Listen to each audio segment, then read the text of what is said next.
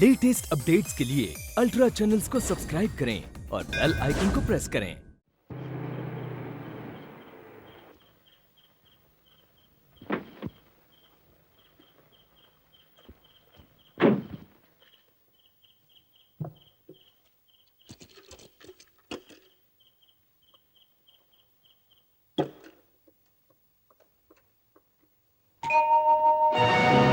कौन है तुम लोग? अंदर कैसे आए? ये क्या कर रहे हैं? छोड़ दो मुझे, छोड़ दो। डॉक्टरानी जी नमस्ते। तेरी नमस्ते को मैं गाली से भी गंदा शब्द समझती हूँ। देखो साली जी, तुम अच्छी तरह से जानती हो कि साली आधी घरवाली होती है? अब मैं तुम्हें खड़े खड़े पूरी घरवाली बना देता, लेकिन तुमने मुझे मौका ही नहीं दिया, है ना? अब मैं तुम्हारे पुराने जीजा जी की हैसियत से ये पूछना चाहता हूँ कि सूरज कहाँ है? मुझे नहीं मालूम।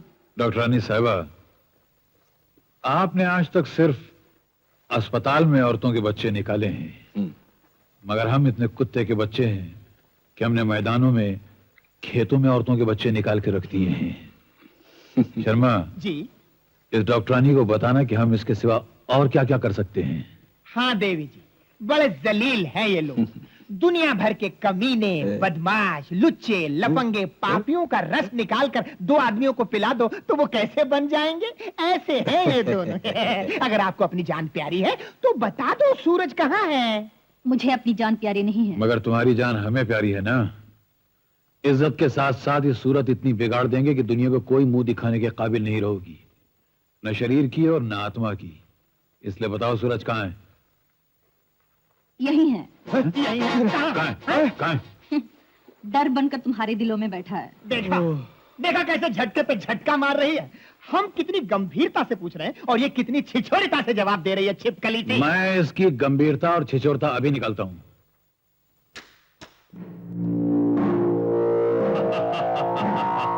ये जग्गा है, देवताओं को चैलेंज करने वाला शैतान। अगर ब्रह्मा कहे कि उसका लिखा कोई नहीं मिटा सकता तो ये 5 मिनट में उसका लिखा मिटा देता है और जान ले लेता है। आज तक 20 खून कर चुका है और पुलिस को आज तक पता नहीं चला कि वो लाशें इंसानों की थी या कुचले हुए जानवरों की थी। मैं मर जाऊंगी लेकिन नहीं बताऊंगी। देखो साली जी, मैं कितना कुत्ते का बच्चा हूँ तुम अच्छी तरह से जानती हो। मैंने सारे गांव वालों को विश्वास दिलाया था कि तुम्हारी बहन ने खुदकुशी की है, लेकिन हकीकत तो ये है कि उसे जहर देकर मैंने ही मारा था। मैं जानती हूँ जलील। तो फिर साली जी, इस जलील को और जलील बनने पर क्यों मजबूर करती हो? मैं तुम लोगों से बदला लेने के लिए जिंदगी का हर जहर पी जाऊंगी, हर आग पर चलने के लिए तैयार हूँ। तुमने झूठी गवाहियों से जो अपने पाप छुपाए हैं, उसका भांडा जब तक मैं नहीं फोड़ूंगी, तुम्हें और तुम्हारे इस बंसीलाल को जब तक घसीट कर अदालत तक नहीं ले जाऊंगी, मैं चैन की सांस नहीं लूंगी। मैं दुनिया को बताऊंगी कि तुमने गरीब लड़कियों के साथ कैसे कैसे जुल्म किए, सूरज के साथ क्या नाइंसाफी की। तुम लोगों को ऐसे नहीं छोड़ूंगी, समझे?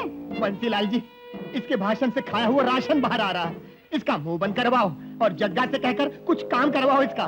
जग्गा, हाँ, ये गुड़िया तुम्हारे हवाले, जरा खेलो उससे। हाँ। छोरी तो छुरी से भी ज्यादा तेज नजर आती है। छुरी की धार देखकर भी तेरी आंखों में डर नजर नहीं आता? कोई बात नहीं, अभी आएगा। लगता है अब छुरी की धार असर कर रही है। बोल सूरज कहाँ है? बोल सूरज कहाँ है?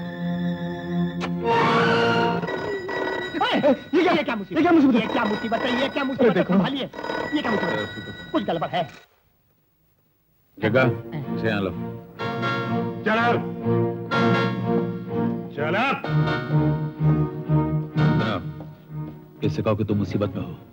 फौरन नेहरू पार्क के पास पुराने बंगले में पहुंचे और सुनो और कुछ कहा तो गला काट डालूंगा। बोलो, लो।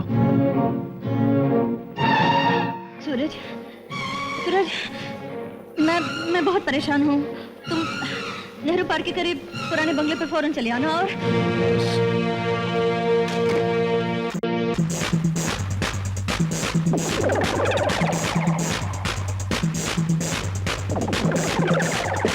सूरज, सूरज, अंदर मत आओ, वापस चले जाओ।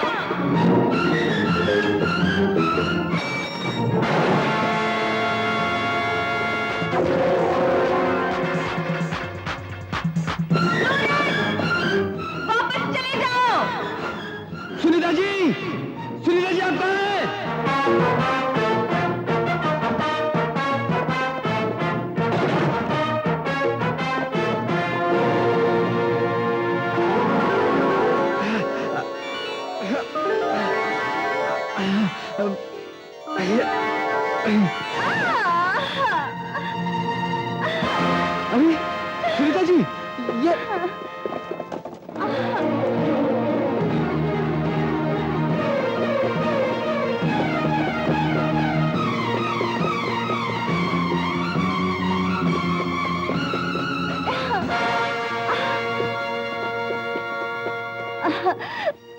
अरे सुनीता जी, ये सब क्या हो गया? सूरज, इन जालिमों को फांसी पर लटकाने की तमन्ना तो अधूरी रह गई, लेकिन बदकिस्मती ये कि मेरा ही खून हो गया। सुनीता जी, सूरज, तुम यहाँ से चले जाओ, फौरन चले जाओ, नहीं तो मेरा खून करके इल्जाम तुम्हारे सर में डालना चाहते हैं नहीं लोग। सुनीता जी, देखिए उनकी चाल, पुलिस भेज दी। सूरज, मुझे फौरन पुलिस के पास ले चलो, मैं मरने से पहले अपना बयान देना चाहती हूँ। नहीं सुनीता जी, मैं सबसे पहले आपको हॉस्पिटल ले जाऊंगा। नहीं, जिद मत करो, मुझे फौरन पुलिस के पास ले चलो।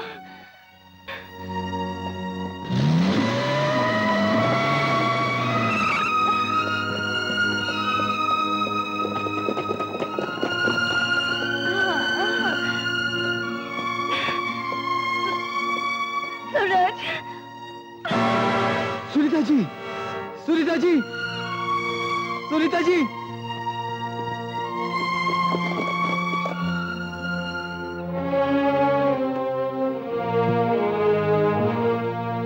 योर ऑनर, पूरी छानबीन के बाद यह साबित हो गया कि मुलजिम सूरज ने 1 नवंबर की रात को डॉक्टर सुनीता का खून किया। प्रोसिक्यूशन ने इस सिलसिले में गवाहों के जो बयानात पेश किए हैं, उनसे यह साफ जाहिर है कि मुलजिम सूरज और मरहूमा डॉक्टर सुनीता के नाजायज ताल्लुकात थे।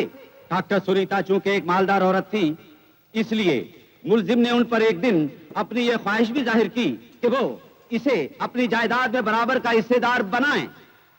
लेकिन योर ऑनर, जब डॉक्टर सुनीता ने इनकार किया तो मुलजिम ने उन्हें अपनी मक्कारी से नेहरू पार्क के पास पुराने बंगले में बुलवाया और तन्हाई का फायदा उठाकर उन्हें कत्ल कर दिया। That's all, Your Honor. मुलजिम सूरज, तुम्हें अपने आप को बेगुनाह साबित करने का मौका दिया जाता है। मुकदमे की पैरवी करने के लिए तुम्हारा कोई लॉयर है? गवाहों के बयानात और मिलने वाले सबूतों के बल पर अदालत इस फैसले पर पहुंची है कि 1 नवंबर की रात को मुलजिम सूरज ने डॉक्टर सुनीता का खून किया। लिहाजा अदालत मुजरिम सूरज को इस जुर्म के लिए आईपीसी 302 सेक्शन के तहत सजाए मौत तजवीज करती है।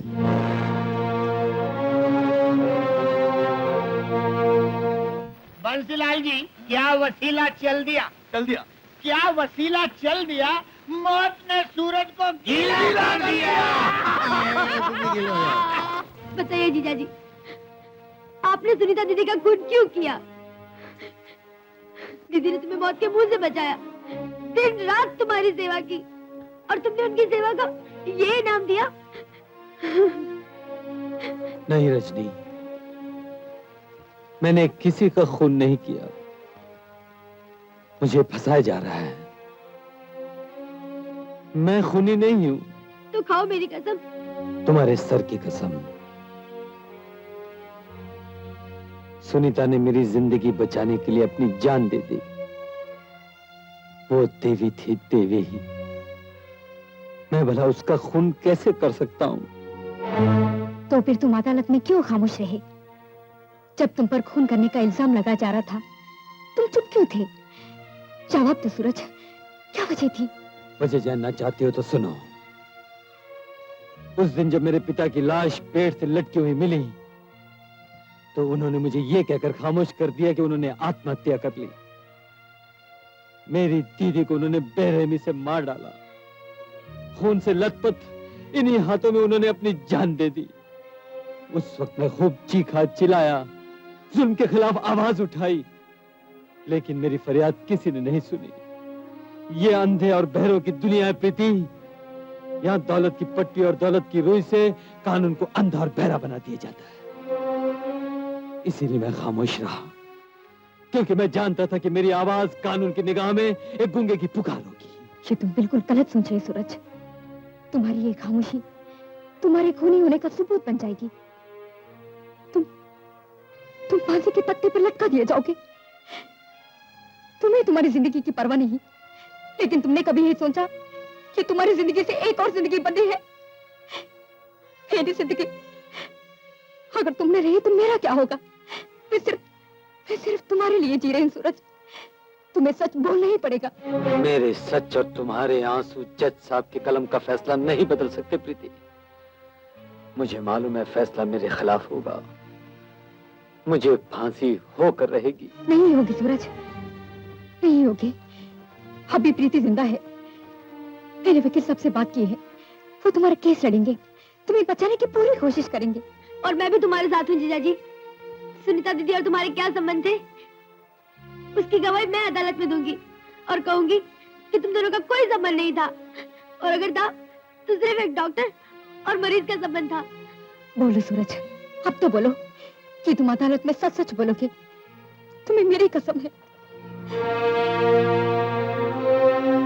ठीक है, अब तक तो मैं चुप था, लेकिन अब तुम दोनों के लिए बोलूंगा। सब कुछ सच सच बोलूंगा। क्या ऐसा हो सकता है अंकल? हाँ बेटी, सिर्फ पुलिस की गवाही पर ही कानून वाले फांसी की सजा दे देते हैं, और कुछ केसेस में बेनिफिट ऑफ डाउट पर रिहा भी कर दिया जाता है। सूरज के केस में कोई आई विटनेस नहीं है। उसने कोर्ट में अपनी बेगुनाही साबित करने के लिए ना तो कुछ कहा है और ना ही कोई वकील किया है। इसलिए मुझे यकीन है कि हमारे मुकदमे को हाई कोर्ट में जरूर दाखिल कर लिया जाएगा। सच? हाँ बेटी, लेकिन सूरज को कोर्ट में सब कुछ सच सच बताना होगा। Thank you very much uncle. अब इसे आसान मत ला दो। जब मैं सूरज को रिहा करवा के तुम दोनों की शादी पर आशीर्वाद दूंगा, तब देना मुझे धन्यवाद। भगवान करे ऐसा ही हो। ऐसा ही होगा। हाँ।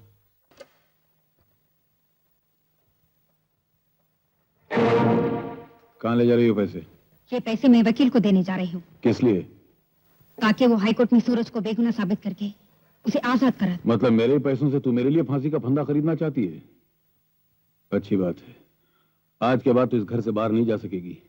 मैं जाऊंगी, मुझे कोई नहीं रोक सकता। तू बेवकूफ है। ये दौलत जिसे दुनिया लक्ष्मी कहती है, अगर मैं इसे लोहे की तिजोरी में कैद करके रख सकता हूं, तो तुझे इस चार दीवारी में बंद करके रखना कौन सी मुश्किल बात है? सिर्फ थोड़ी देर के लिए पिताजी। कल सूरज हाईकोर्ट ले जाया जाएगा और वहां से छुटकर सीधा यहाँ आएगा। मुझे आपकी कैद से छुटा कर ले जाएगा और शायद आपकी ये लक्ष्मी देवी को भी साथ ले जाएगा।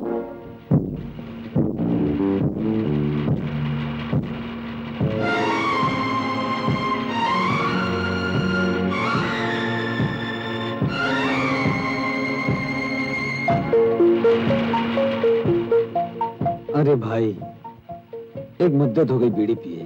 बहुत तलब हो रही है, बीड़ी दो ना। बीड़ी? माचिस? माचिस? हाँ। नहीं नहीं, हनुमान जी ने अपनी दुम में आग लगाकर सारी लंका जला दी थी। कहीं ये माचिस में तुम्हें दे दूं, ये वैन जलाना डालो, इसलिए मैं जलाता हूँ।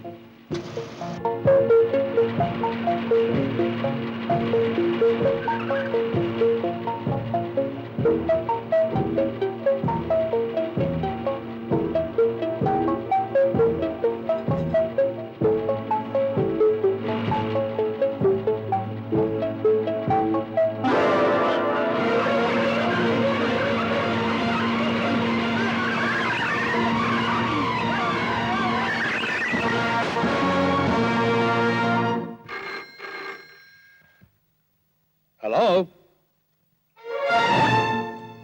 सूरज भाग गया? Oh my God. ठीक है, मैं अभी आता हूँ।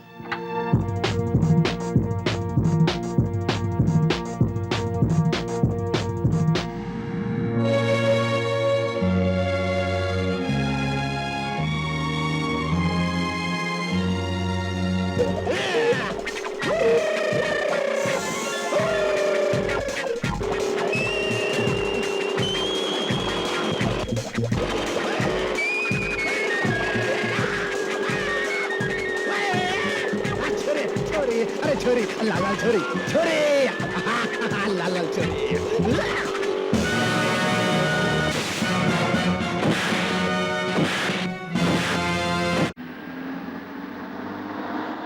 साहब रुकिए, रुकिए साहब। एक आदमी ने उसके कपड़े मुझे पहना दिए और खुद मेरे कपड़े पहनकर मेरी मोटरसाइकिल लेकर भाग गया। लेकिन वो गया किस तरफ? इस तरफ गया।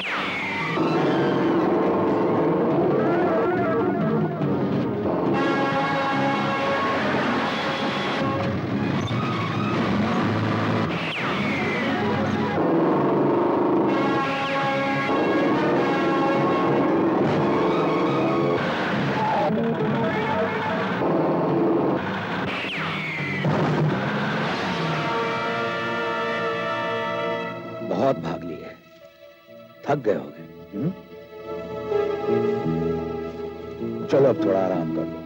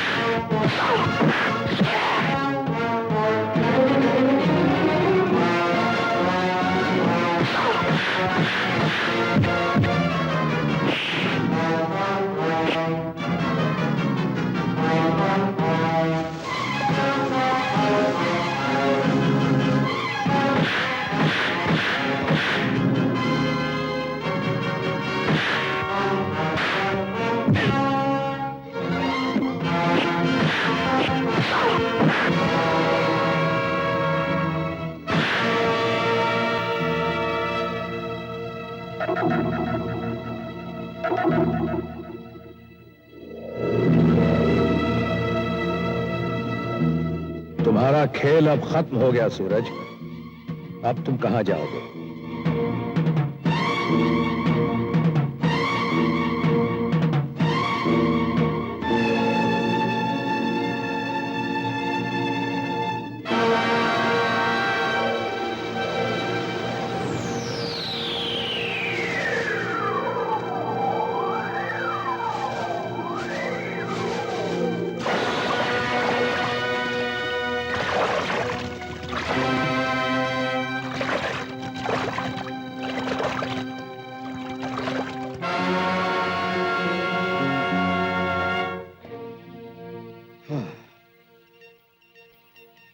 Hello hello, police headquarter. हाँ, मैं दिनेश जुगरान बोल रहा हूं। सूरज कनेरी के घने जंगलों में छुप गया है। उसका पता लगाने के लिए पुलिस का डॉग स्क्वाड भेजो। पुलिस के हाथ लगने से पहले उसे हमारे हाथ लग जाना चाहिए, वरना बंसीलाल की तो बंसी बच जाएगी। अरे तय की बंसी नहीं बजेगी बंसीलाल। वो साला इस बार जंगल में छुपा हुआ है, और जंगल में कितने पेड़ है, पेड़ में कितनी टहनियां हैं, टहनी में कितने पत्ते हैं, वो सब मन्ने को मालूम है। अरे पेड़ पौधे टहनी में क्या करूंगा अपने? वाह भाई, सूरज चाहिए। अरे मिल जाएगा। मन्ने सूरज को जंगली सुअर की तरह कैद करके तैके में पहुंचा दूंगा।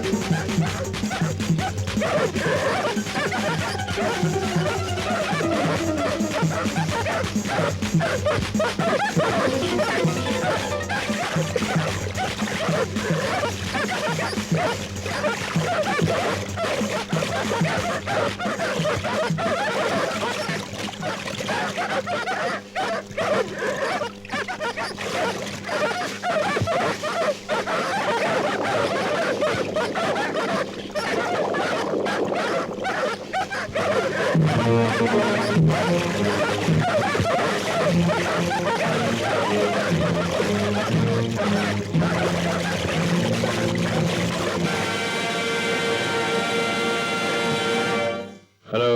मन्ना सुदर्शन लाल बोलो। मन्ना के आदमियों ने जंगल का चप्पा चप्पा छान मारा, लेकिन सूरज का कोई पता नहीं चला। मन्ना सोचो, या तो सूरज को जंगली जानवर खा गया, यहाँ से होता हुआ काय को खाने आ रहा है। सत्यानाश, कुत्ते का बच्चा खामखा का फॉरेस्ट ऑफिसर बना फिरता है। जब आता है कुत्ते की तरह खाता है और मनुष्य का पेन सुनाता जाता है। बंसीलाल जी क्या बात है? कोई डर की खबर हो तो जरा आहिस्ते सुनाइएगा। सूरज जंगल में नहीं भाग गया वहां से। भाग गया? तो फिर वो यही कहीं होगा, वो यही कहीं होगा। अबे क्यों चिल्ला रहा है? वो पर्दा हिल रहा है, लगता है पर्दे के पीछे है। जाइए, आइए आइए।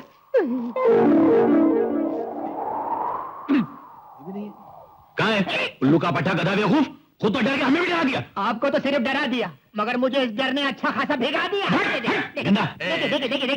बंसी लाल जी, इस गंदे को बुजरी के औलाद को भगाओ यहाँ से, नहीं तो हमारा हार्ट अटैक करा देगा खड़े खड़े। ओफो, अरे कोई हार्ट अटैक नहीं होगा।